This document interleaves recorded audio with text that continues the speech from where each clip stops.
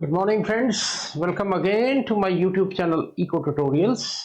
Today we are doing very important chapter of CBSE 12th Economics, Indian Economic Development, and the chapter is Economic Reforms. देखो ऐसा है कि आपका कोई paper ऐसा नहीं होगा जिसमें इकोनॉमिक रिफॉर्म्स का क्वेश्चन नहीं आए। देखो इसमें हम क्या करेंगे, पहले तो इकोनॉमिक रिफॉर्म डिफाइन करेंगे कि इकोनॉमिक रिफॉर्म होता क्या है। उसके बाद इकोनॉमिक रिफॉर्म डिफाइन करने के बाद मैं आपको बताऊंगा कि इंडिया का इकोनॉमिक रिफॉर्म जो एक टर्म है हम 1991 में इकोनॉमिक चेंजेस उनके लिए यूज करते हैं, क्यों वो हुआ, उसके क्या ऑब्जेक्टिव्स थे, उसके क्या फीचर्स थे। बड़ी प्रेजेंटेशन है और इसको बड़ी पेशेंसली आपको सुनना पड़ेगा। और लेट मी सी कि आप तक कितना पहुंचते हैं। देखो इंडियन इकोनॉमिक्स आपको ऑफ कोर्स पता है कि एक थ्योरेटिकल पार्ट होता है और इस थ्योरेटिकल पार्ट में कंसंट्रेशन बनाना थोड़ा सा टफ होता है। सो concentrate on what I am saying and I will, being a student of economics through life, I have taught economics only. मैं आपको काफी फैक्ट्स इंडियन इकोनॉमी के बारे में बताने जा रहा हूँ जो ना केवल +2 में बट थ्रू आउट लाइफ आपको काम आएंगे। This is such A topic. So let us start economic reforms. Now what is economic reforms? What we say are economic reforms? कहता है are policy changes implemented by a government to improve country's economic performance. कि country में, मैं अभी economic reforms in India की बात नहीं कर रहा हूँ, मैं जनरल बात कर रहा हूँ कि इकोनॉमिक रिफॉर्म्स क्या होते हैं। इकोनॉमिक रिफॉर्म एक टर्म है जो गवर्नमेंट इनेक्ट करती है, गवर्नमेंट के इकोनॉमिक चेंजेस को डिस्प्ले करती है, रिफ्लेक्ट करती है। देखो क्या लिखा है, are policy changes implemented by government to improve its economic performance. कि एक कंट्री में आप ये चेंजेस, मैंने कहा कि इकोनॉमिक चेंजेस को रिफ्लेक्ट करती है। आप ऐसे चेंजेस क्यों लाना चाहते हो? To promote your economic performance, to improve your economic performance. That's what we are writing here. Economic reforms are policy changes implemented by a government to improve a country's economic performance, often by increasing efficiency and competitiveness. These reforms typically involve कि क्या कि आप अपनी efficiency को increase करते हो, अपनी competitiveness को इंक्रीज करते हो। 3 पार्ट्स में, रिड्यूसिंग गवर्नमेंट इंटरवेंशन, इसमें आप देखोगे कि कैसे वो करते हैं कि रिड्यूस करते हैं गवर्नमेंट इंटरवेंशन। अब ये जरूरी नहीं है कि गवर्नमेंट की इंटरफेरेंस रिमूव होने से इकोनॉमिक एफिशिएंसी आती है, लेकिन डिपेंडिंग ऑन योर इकोनॉमी कई बार ये जरूरी हो जाता है कि गवर्नमेंट इंटरवेंशन को रिड्यूस किया जाए। जैसे आप इकोनॉमिक रिफॉर्म्स इंडिया के मैं पढ़ाऊंगा, जैसे जैसे आगे जाऊंगा आपको पता चलेगा कि इंडिया में ये कितना जरूरी बन गया था कि गवर्नमेंट इंटरफेरेंस को कम किया जाए। Promoting private sector, of course आप देखोगे जब मैं रिफॉर्म्स पढ़ाऊंगा कि इंडिया में जब इकोनॉमिक रिफॉर्म्स इनेक्ट किए गए तो ये जरूरी था कि प्राइवेट सेक्टर की पार्टिसिपेशन बढ़ाई जाए। क्यों बढ़ाई जाए? That is the course of my lecture today. And integrating with the global market, WTO का जमाना है and we say integrate your economy with the global economies, treat whole world as one big market. ये इसके objectives हैं। लेकिन अभी in general term economic reforms क्या होता है ये है। Now coming to India, economic reforms 1991। देखो एक 1991 is a very crucial year in Indian economic history. 1990 तक we were in deep crisis, balance of payment dip कर चुका था, रिजर्व सिर्फ फॉरेन एक्सचेंज रिजर्व सिर्फ एक हफ्ते की पेमेंट तक रह गए थे। मोरओवर उस टाइम जो पॉलिटिकल सिनेरियो था, गल्फ क्राइसिस आ चुका था, इससे ऑयल के प्राइसेस भी बढ़ने लग पड़े थे। और आपको पता है कि इंडिया 90%, 85 to 90% अपनी नीड्स का इंपोर्ट करता है ऑयल। तो इकोनॉमी जो है इट वाज इन डोल्ड्रम्स। तो उसको चेंज करने के लिए हम rather we were in heavy debt, और हम उसको बचने के लिए उस टाइम हमारे प्राइम मिनिस्टर थे PV Narasimha Rao. He appointed economist as finance minister. The name of the economist was doctor Manmohan Singh. तो उनको ये ड्यूटी दी गई कि आप चेंज, और ये चेंज कोई ये नहीं है कि ऑल ऑफ सडन आपको ख्याल आया कि इकोनॉमी में चेंज करने हैं। वर्ल्ड प्रेशर भी था, We were going to IMF, International Monetary Fund, to borrow money for this improving Indian economic performance, economy की परफॉर्मेंस करने के लिए। और आईएमएफ जो है वो जब भी कोई लैंडिंग करता है वो कंडीशंस पुट करता है, तो उन्होंने कंडीशंस पुट की, you bring in economic reforms, और ये काम दिया गया डॉक्टर मनमोहन सिंह को, और डॉक्टर मनमोहन सिंह ने वो पॉलिसी चेंजेस किए, और उसके बाद की इकोनॉमिक हिस्ट्री 1991 के बाद स्प्लेंडेड चेंज हुआ इंडियन इकोनॉमी फ्रॉम 1991 टू आज 2025 में हम खड़े हैं।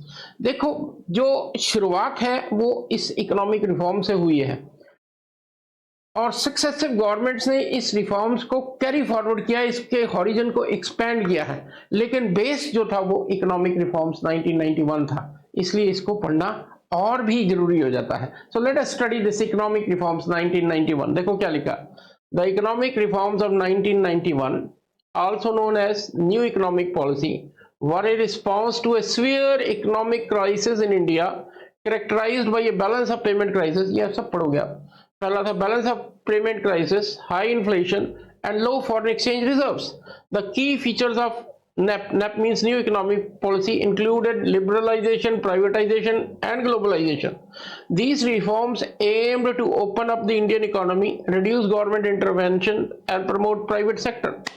कि ये इकोनॉमिक रिफॉर्म्स 1991 में इनेक्ट किए गए। बैलेंस ऑफ पेमेंट क्राइसिस था, फॉरेन एक्सचेंज रिजर्व्स लो थे, इन्फ्लेशन था, गल्फ क्राइसिस था।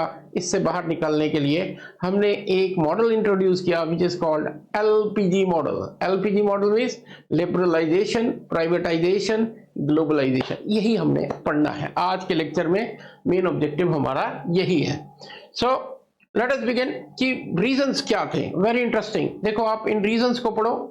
सबसे पहले बैलेंस ऑफ पेमेंट क्राइसिस था। बैलेंस ऑफ पेमेंट आपने पार्ट 1 में भी पढ़ा है, ठीक है। The India's foreign exchange were critically low, barely enough to cover 2 weeks of imports. मतलब ऑलमोस्ट दिवालियापन की कगार पर आप खड़े थे। इंपोर्ट्स के लिए आपके पास जो फॉरेन एक्सचेंज था 1.5 हफ्ता 2 हफ्ते के बीच 10 दिन का था, टू बी एग्जैक्ट 10 दिन का रह गया था। High fiscal deficit, government was running a large deficit leading to inflationary pressure. Income receipts कम थी, एक्सपेंडिचर्स ज्यादा थे, फिस्कल डेफिसिट में आप आ चुके थे। और जब आपने पार्ट 1 में भी पढ़ा है ये कि जब फिस्कल डेफिसिट होता है it leads to high inflation, और इन्फ्लेशन रेट बहुत ज्यादा हो गया था। देन ये आपने पढ़ी लिया, low foreign exchange reserves. Then inefficiency in public sector. देखो मैं अगर as a student of economics समझता हूं कि ये आप 1991 में इस सिचुएशन में पहुंचे, तो पहुंचे क्यों? तो इसका रीजन एक था कि देखो इंडिपेंडेंस के बाद हमें जरूरत थी, सेकंड प्लान में हमने पीएसयू मॉडल, महलोबिस मॉडल से हमने इकोनॉमिक प्लानिंग शुरू की, और उसका ताकि heavy and basic industry setup करें। और हमारा मॉडल क्या हो गया कि हमने पब्लिक सेक्टर यूनिट्स को इस्टेब्लिश करना शुरू कर दिया। बड़ी बड़ी पब्लिक सेक्टर यूनिट्स हमने इस्टेब्लिश की। Public sector means government control units, production वगैरह। ये ऐसा क्यों था कि उस टाइम हमारी इकोनॉमी में प्राइवेट सेक्टर इतना पावरफुल नहीं था कि वो कुछ ऐसे प्रोजेक्ट्स कर सके। ये वो प्रोजेक्ट्स थे जिनमें प्रॉफिटेबिलिटी बहुत लो थी, तो इसलिए पब्लिक सेक्टर यूनिट्स को बुलाया गया। लेकिन डाउन द लाइन 80s में आके ये महसूस होने लग पड़ा, ये all these public sector units almost all they were running in huge losses. बहुत लॉसेस हो रहे थे, प्रॉफिटेबिलिटी लो हो गई, और इकोनॉमिस्ट ने, रिसर्चर्स ने ये कहना शुरू कर दिया कि these public sector units are white elephants, government पे बोझ है। तो इसको पब्लिक सेक्टर यूनिट्स की इनएफिशिएंसी ने प्रमोट किया कि हम अपने ऑब्जेक्टिव्स को पूरा नहीं कर पा रहे, तो हमें प्राइवेटाइजेशन की तरफ जाना पड़ेगा। तो पब्लिक सेक्टर यूनिट्स को कंट्रोल करने की बात इस इकोनॉमिक रिफॉर्म्स में की गई। देन हाई इन्फ्लेशन, ये अभी आपको बता चुका कि फिस्कल डेफिसिट था, इसलिए इन्फ्लेशन बहुत हाई थी। अब इसके बाद what were the objectives of economic plan reforms? ये 4 objectives: stabilise the economy, control inflation, restore foreign exchange reserves and reduce fiscal deficit. आपको +2 में सिर्फ इस पॉइंट पे क्वेश्चन बन सकता है। Write note on economic reforms enacted to stabilise the economy, आपने ये 3 पॉइंट उठाए, to control inflation, restore foreign exchange reserves and reduce fiscal deficit.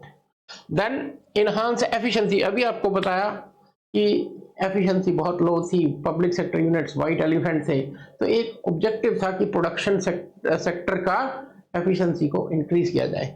Increase productivity and competitiveness through market oriented reforms, कि इनको आप control से market की तरफ लाओ, और मार्केट में आपको एक कोटेशन चलती है सर्वाइवल ऑफ द फिटेस्ट, कि अभी अगर आप परफॉर्म करोगे तभी रुक पाओगे, अदरवाइज आपकी ये चीज जो है क्लोज हो जाएगी। इसलिए एफिशिएंसी बढ़ाने के लिए promote growth, boost economic growth by attracting foreign investment and encouraging private sector, कि इस रिफॉर्म में हमने अपनी FDI foreign direct investment policy को चेंज किया, और मल्टी एमएनसीज को, मल्टीनेशनल कंपनीज को इनवाइट किया, और हमने इस रिफॉर्म्स में लिमिट दे दी कि 49% और कुछ इंडस्ट्री में 51% तक फॉरेन इन्वेस्टमेंट हो सकती है, जो आज की डेट में कहीं तो 100% हो गई है, कहीं 70 to 80%। ये पॉलिसी जो उस टाइम शुरू हुई थी, फॉरेन डायरेक्ट इन्वेस्टमेंट मल्टीनेशनल्स को इंडिया में बुलाना, वो 49-50% से शुरू होकर आज 100% तक जा चुकी हैं, living aside few sector.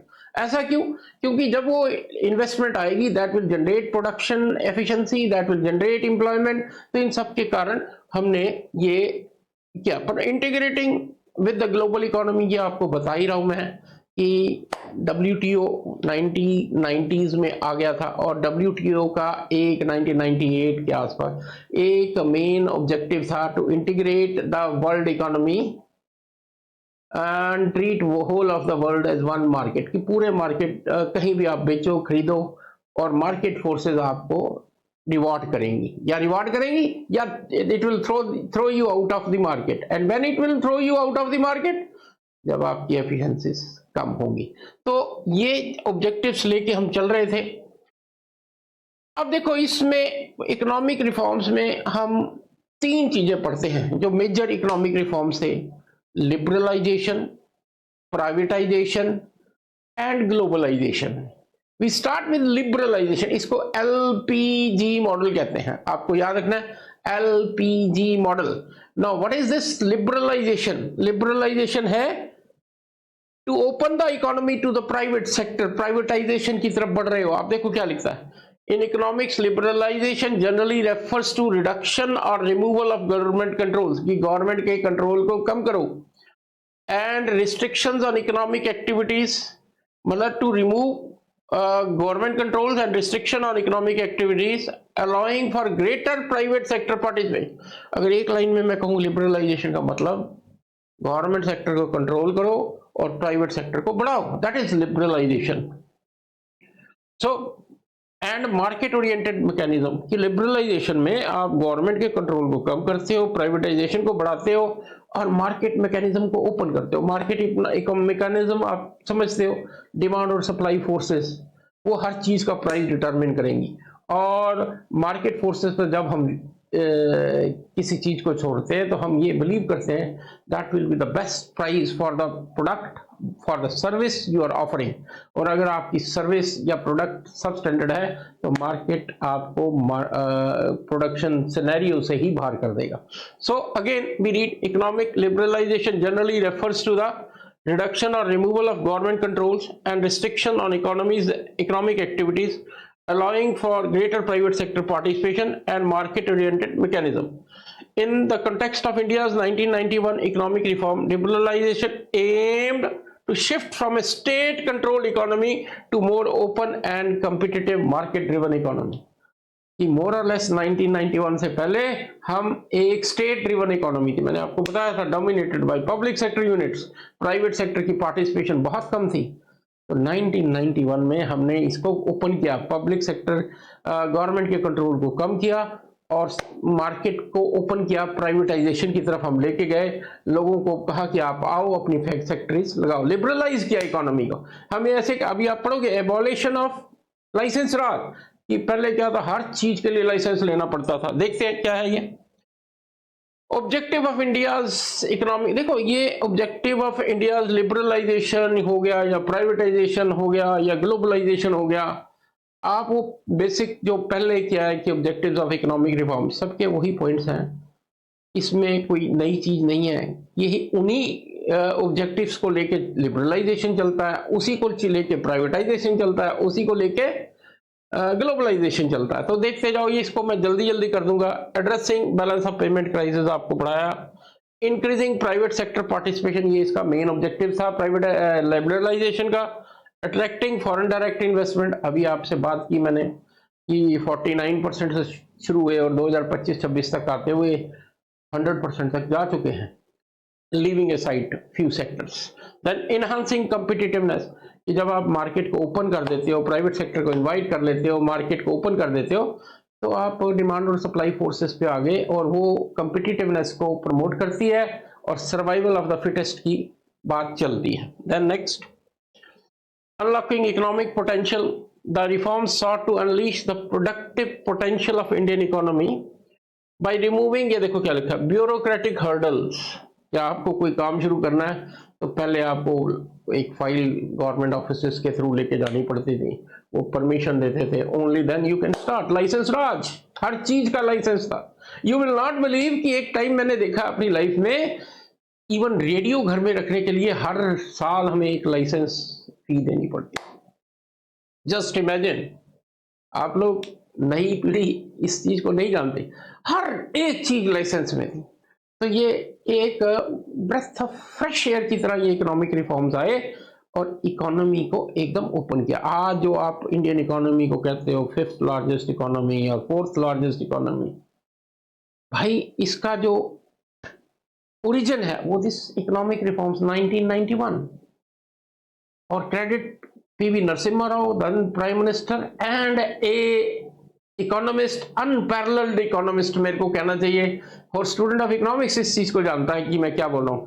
Unparalleled economist, that is doctor Manmohan Singh, ये उनकी देन है। और चाहे कोई भी सक्सेसिव गवर्नमेंट आई है, उसने वही पॉलिसीज कैरी फॉरवर्ड किए with little bit here and there changes करके, लेकिन बेसिक मॉडल यही है। सो रिड्यूसिंग गवर्नमेंट कंट्रोल, ये आपको बता दिया। ग्लोबल इंटीग्रेशन का मतलब आपको पता है, integrating our economy with world market.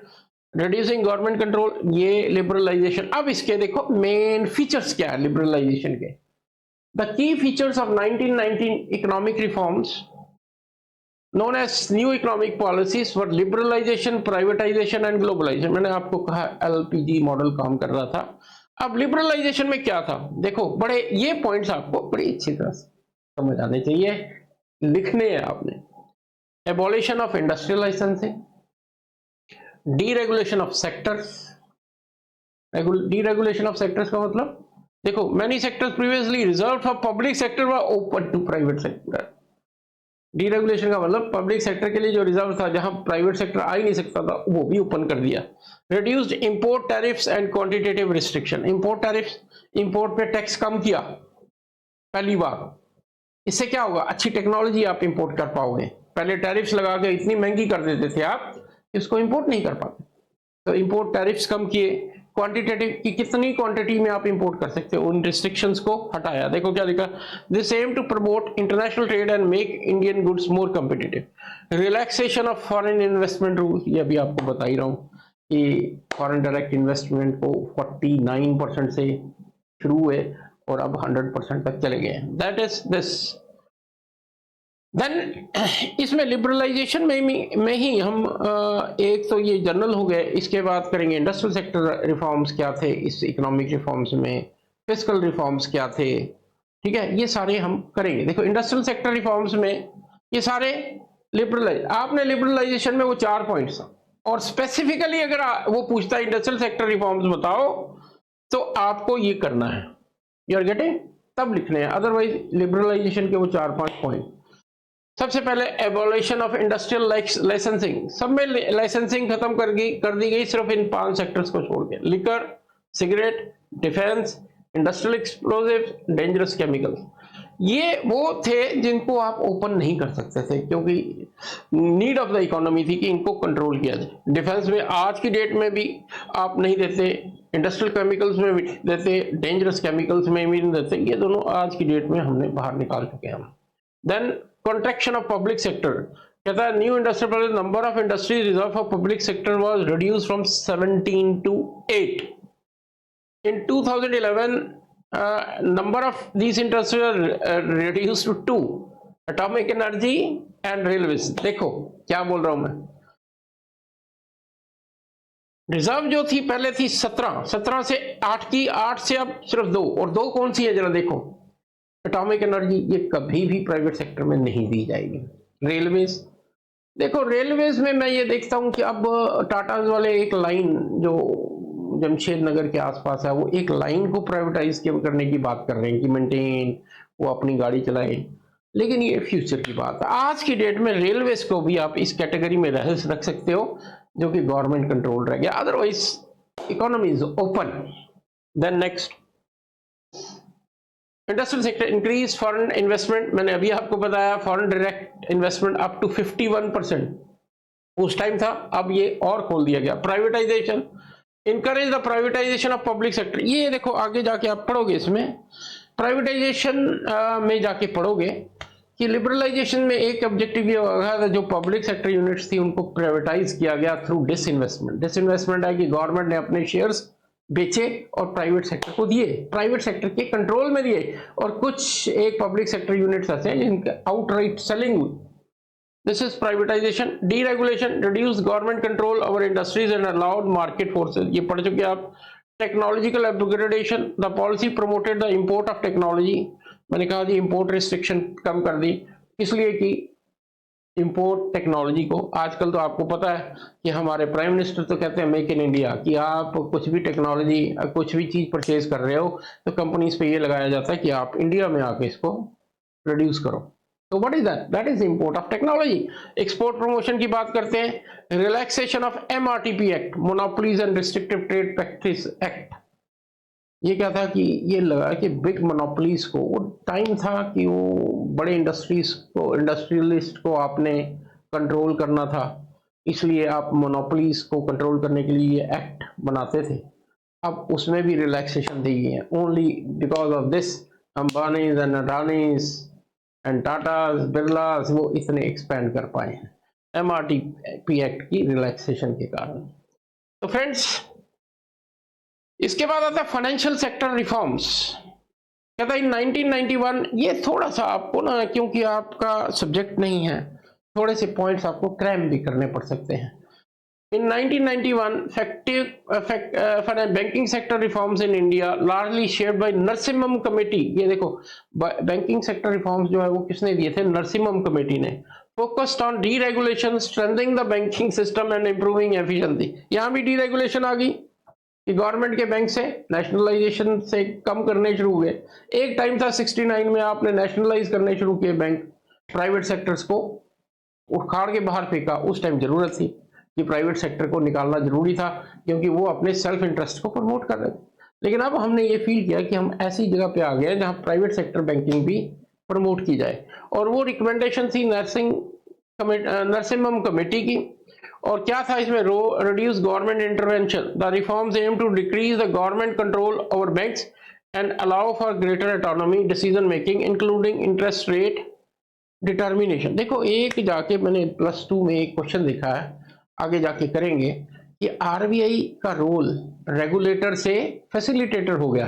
Regulator तो क्या था कि पहले हर एक चीज आरबीआई कंट्रोल करता था, लेकिन अब उसने फ्रीडम देना शुरू कर दिया। इवन इंटरेस्ट रेट में आपको ज्यादा नहीं, 0.5%, 1% तक डिफरेंट बैंक्स के इंटरेस्ट रेट्स में चेंज मिलता है। ये इसी इकोनॉमिक रिफॉर्म्स का इफेक्ट है, फाइनेंशियल सेक्टर रिफॉर्म्स का, डीरेगुलेशन ऑफ इंटरेस्ट रेट, जो अभी आपसे बात कर रहा हूं।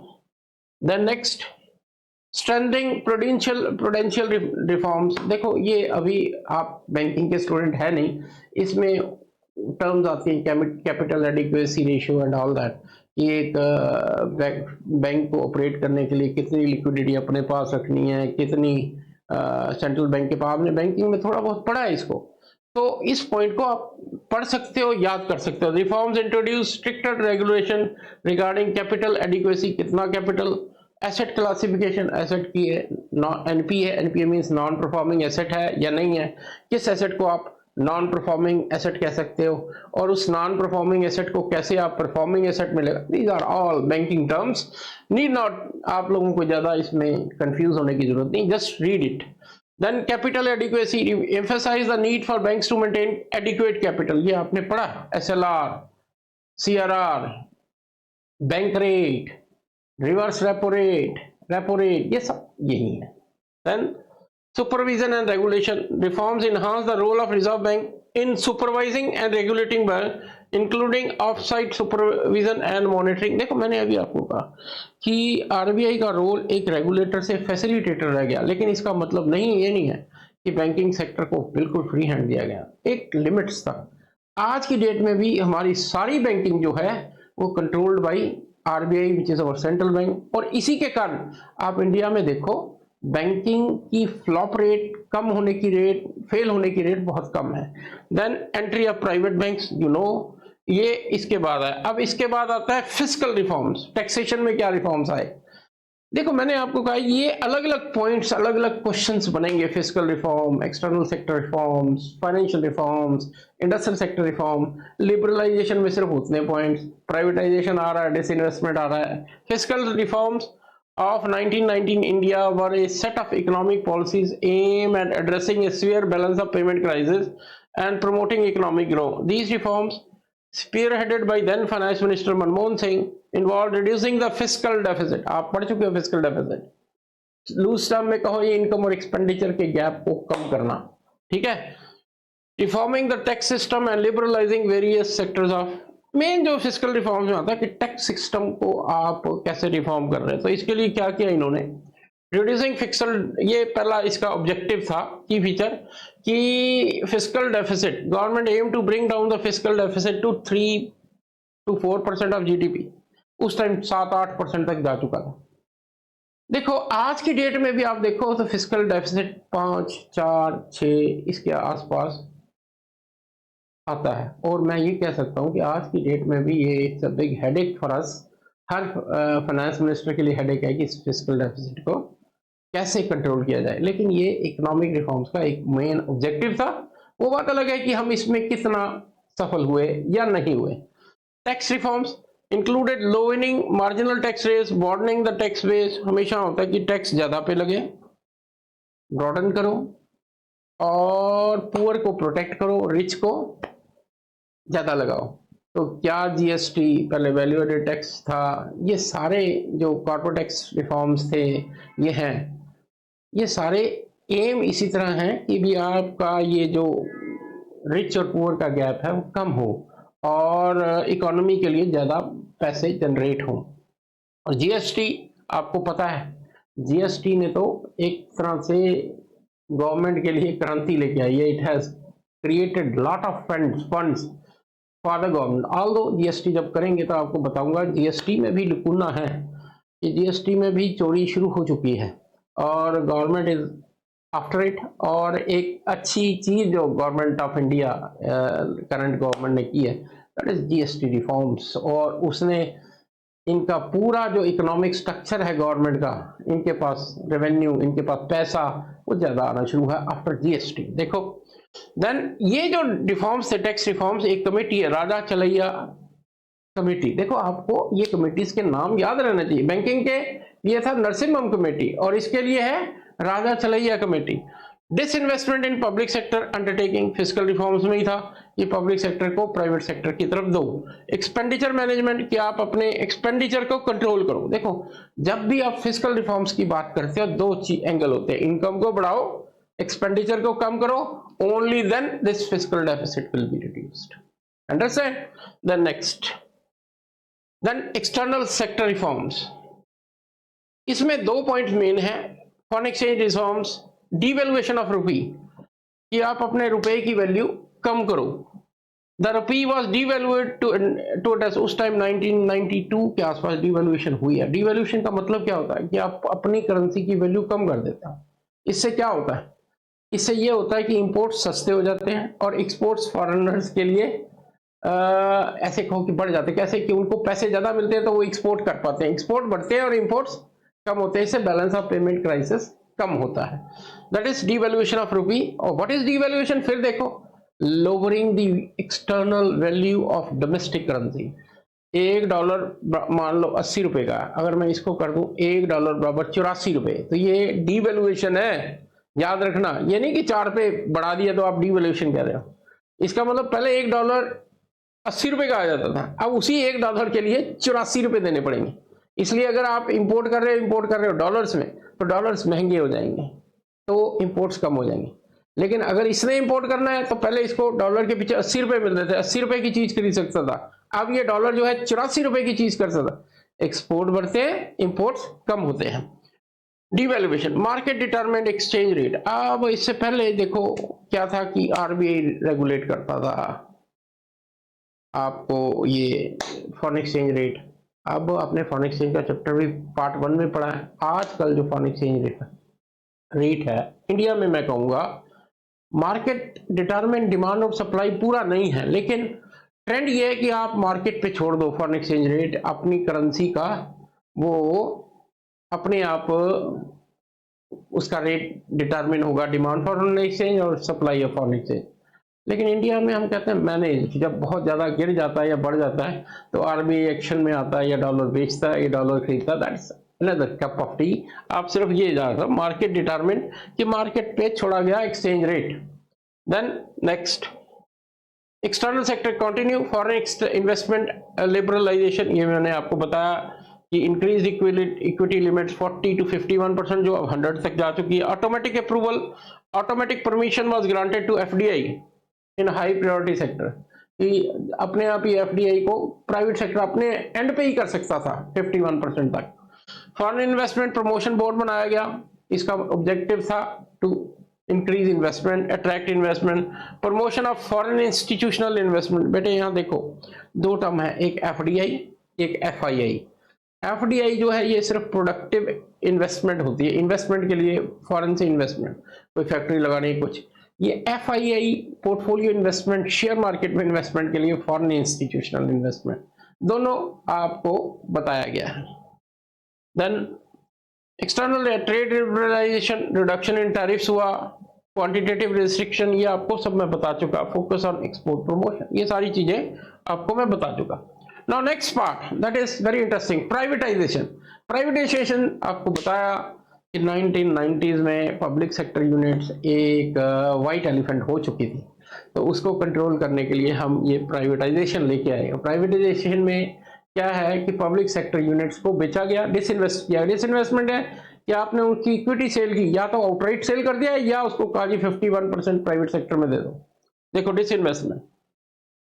The government began selling off stakes in state-owned enterprise to the private sector. Increase. अब ऐसा करने से क्या होगा, जब आप इसको प्राइवेटाइज करोगे या उनकी 100% लिमिट से 49-50% तक ले आए पब्लिक सेक्टर, तो वो सरवाइव तभी करेंगे। 49% भी गवर्नमेंट तब रखेगी जब वो मार्केट में सरवाइव कर पाएंगे, और मार्केट उसी को सर्वाइवल देता है जो परफॉर्म करता है।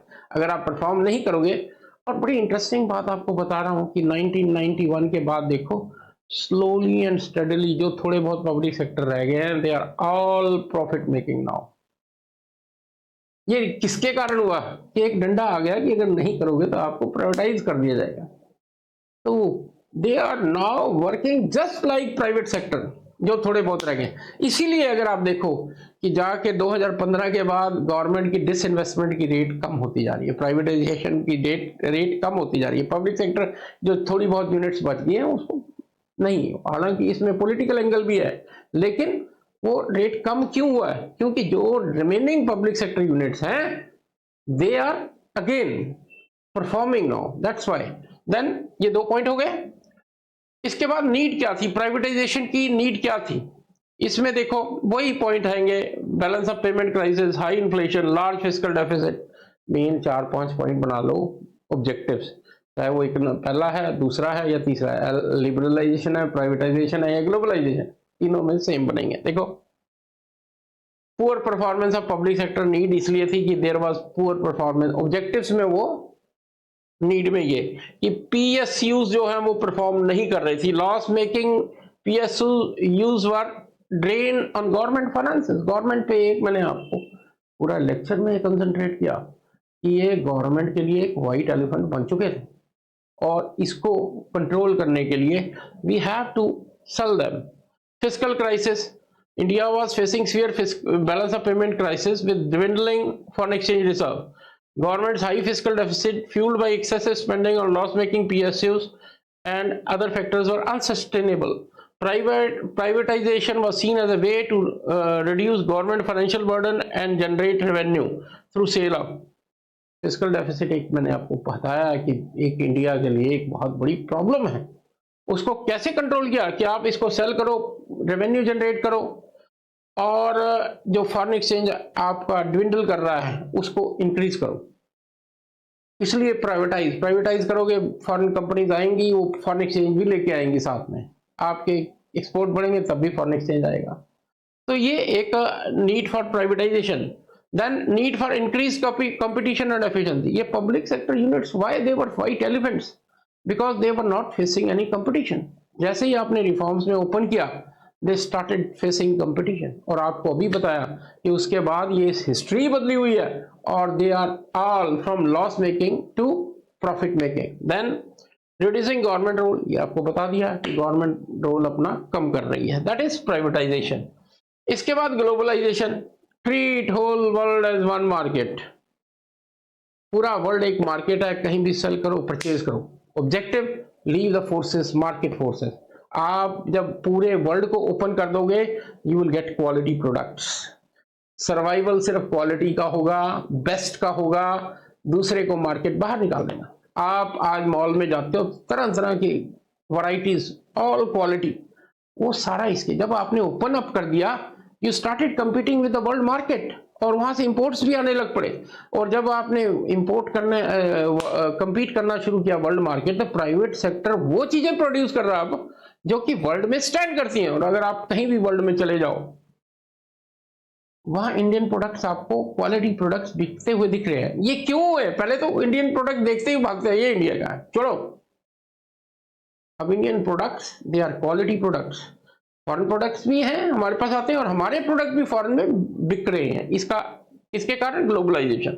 The primary aim of 1991 economic reforms in India which included globalization were to stabilize the economy, increase its growth rate and integrate it with the global market। ये मेन है, to integrate it with the global market। ये देखो, integration with global economy, कि Indian economy को close door मत रखो, open कर दो।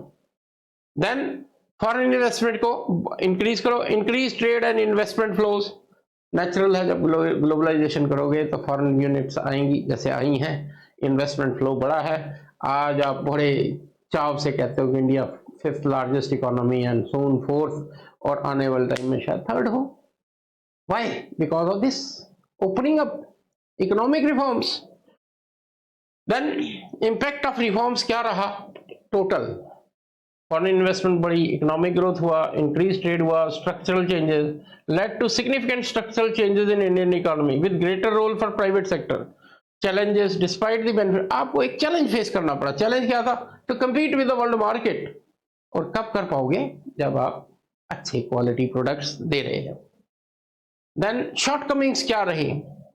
देखो, ये भी बहुत इंपॉर्टेंट, वाइडनिंग इनकम इनइक्वालिटी, कि आपने MRTPF को खत्म कर दिया, मार्केट पे छोड़ दिया। अब मार्केट में जो सरवाइव कर रहा है वो तो बात ठीक है, सर्वाइवल ऑफ द फिटेस्ट, लेकिन वो कर रहा है जिसके पास रिसोर्सेस है। You have created monopolies of economic reforms. Adanis, Ambanis, Tata तो पहले भी था। इतने बड़े बड़े इंडस्ट्रियलिस्ट वर्ल्ड के नंबर 2, नंबर 6, नंबर 7 इंडिया में। ये कहेगा इकोनॉमिक रिफॉर्म, लेकिन इंडिया के इकोनॉमिक रिफॉर्म्स के बारे में ये कहता है, it has made rich more poor, more rich and poor more poor, और gap between the two has increased. क्योंकि सिर्फ वही कंपीट कर पाए जिनके पास रिसोर्सेस थे, और ये जो मिडिल सेक्टर, इनफैक्ट एक अगर मेरे से पूछे as student of economics, small scale industry, economic reforms के बाद बाहर हूं। ये मॉल कल्चर ने ये किराना शॉप्स वगैरह सब बाहर कर दिया। ठीक है, इसका इम्पैक्ट पड़ा, या जो सर्वाइव कर रहा है उसने भी क्वालिटी देनी शुरू कर दी। लेकिन पहले क्या था, हर मोहल्ले में छोटे छोटे करियाना शॉप्स होती, आजकल यू गो हर एक चीज के लिए आप मॉल्स में जाते हैं, क्वालिटी प्रोडक्ट ना इंडियन, ना केवल इंडियन, फॉरेन मिलते हैं। तो एक तो widening income, neglect of agriculture, ये बहुत फार्मर्स शोर में चाहते हैं कि एग्रीकल्चर जो है नेग्लेक्ट हुआ। अब कल आपको पता है अमेरिका ने कल ट्रेड आप पे टैरिफ्स लगाए 25%, ठीक है, और ट्रेड टॉक्स आपकी चल रही हैं, और उसमें जो मेन बात है वो एग्रीकल्चर। हाँ, you don't want to improve, पहले खोल दिया एग्रीकल्चर थोड़ा बहुत, आप एग्रीकल्चर सेक्टर के प्रोडक्ट ओपन नहीं करना चाहते, वो कहते हैं एग्रीकल्चर को भी ओपन कर दो। ओपन करेंगे तो क्या, ये जो आपके फार्मर्स हैं they will be thrown out of the market, you will be getting quality product. लेकिन आप कहते हैं जी क्वालिटी प्रोडक्ट मिलता है तो आप इसको ओपन क्यों नहीं करते। देखो इंडिया की 45-50% population is still dependent on agriculture, the big source of employment. अगर आप इस सेक्टर को भी ओपन कर दोगे तो वो एम्प्लॉयमेंट सेक्टर हिट होगा और अनएम्प्लॉयमेंट बढ़ेगी। सो बड़े लोग करना, आप एग्रीकल्चर सेक्टर को अभी भी प्रोटेक्शन देना चाहते हो, so this is short coming. Jobless growth, it has not created jobs. और अब तो नया जमाना आ रहा है एआई का, आपने रिसेंट न्यूज पढ़ी होगी टीसीएस की 12,000 एम्प्लॉइज ले ऑफ कर दिए गए, और आने वाले टाइम में देखना जितने ये big shots ITs and public sector units हैं, ड्यू टू एआई वो इनको जॉब्स को कम करते जाएंगे। तो ग्रोथ तो हो रही है लेकिन किस कॉस्ट पे, आपकी अनएम्प्लॉयमेंट रेट बहुत, और ये currently unemployment rate is almost high है। Increase vulnerability of global shock, कि अगर आज की डेट में क्या होता है कि अगर अमेरिका में कुछ हो रहा था इंडिया में हो जाए, पूरे इकोनॉमी को, वर्ल्ड इकोनॉमी को इंटीग्रेट कर दिया, तो वो ग्लोबल शॉक्स का इंपैक्ट आप तक आता है। Weakening of social safety net, some argue that reforms led to weakening of social safety nets living vulnerable population more, कि वो जो सोशल सिक्योरिटीज थी, joint family system and all that, वो सब इसके साथ इकोनॉमिक रिफॉर्म्स के साथ ही हवा होगी। रीजनल डिस्पैरिटीज, हर जगह नहीं पहुंचा, आज भी बिहार पुअर है, उड़ीसा पुअर है, इस रिफॉर्म्स के ऑब्जेक्टिव्स थ्रू आउट रीजन में स्प्रेड नहीं हुए। मेनली बेसिक जो बड़े बड़े ट्रेड सेंटर है उनमें ज़्यादा इम्पैक्ट है, छोटों में ऑलमोस्ट निग्लेजिबल या थोड़ा बहुत है। Over reliance on service sector, देखो इंडिया में ग्रोथ में एक और बड़ा लकूना है। देखो अगर आप वर्ल्ड की हिस्ट्री, इकोनॉमिक हिस्ट्री पढ़ो तो क्या होता है कि agriculture sector, primary sector, secondary and tertiary, तो ये तो पक्का है कि ग्रोथ के साथ प्राइमरी सेक्टर डिक्लाइन करता है, और उसके बाद ये जो मैन्युफैक्चरिंग सेक्टर है दैट इज सेकेंडरी सेक्टर, वो इंप्रूव होना शुरू होता है, and last of all services sector improve होता है। लेकिन इंडिया में क्या हुआ है कि एग्रीकल्चर सेक्टर डिक्लाइन हुआ है, लेकिन इसके साथ सीधा जंप बजाय सर्विसेज सेक्टर में वो एकदम जंप हो गया, और ये जो बीच वाला सेक्टर है वो इतना नहीं जंप कर पाया। तो कहते ये तो बहुत अच्छा हुआ, नहीं, सर्विसेज सेक्टर प्रोडक्टिव एक्टिविटीज में इतना पार्टिसिपेट नहीं करता जितना ये मैन्युफैक्चरिंग सेक्टर बीच वाला करता है। तो होना चाहिए प्राइमरी कम, मैन्युफैक्चरिंग बढ़े, और उसके बाद लास्ट ऑफ ऑल सर्विसेज। लेकिन यहाँ हमारे ओवर रिलायंस है सर्विस सेक्टर में, which is bad, lopsided growth. Then environmental concerns, आपको पता ही है, बहुत शोर, क्लाइमेट चेंज, ये this that, loss of public sector jobs खत्म हो गई, undermining the domestic industry, domestic industry इस शॉक को, इसको बियर नहीं कर पाई। तो फ्रेंड्स देखो, एक बहुत इंपॉर्टेंट टॉपिक मैंने आज आपका खत्म किया, इकोनॉमिक रिफॉर्म्स का। आप इसको थॉरली पढ़ो, बहुत डिटेल में हमने बात की है। यू कैन कमेंट, और अगर आपको इसमें कुछ इंप्रूवमेंट चाहिए you can ask me and I am there to help you. Thank you, do subscribe my channel and I am coming up. देखो ये +2 इकोनॉमिक्स में मैक्रो वगैरह की वीडियोस बहुत मिलती हैं, लेकिन इंडियन इकोनॉमिक्स की क्वालिटी वीडियोस बहुत कम है। सो मेरा स्ट्रेस थोड़ा सा इंडियन इकोनॉमी की तरफ है, और आप इसको देखो अच्छी तरह से, it will help you a lot. Thank you, do subscribe my channel, see you again, thank you.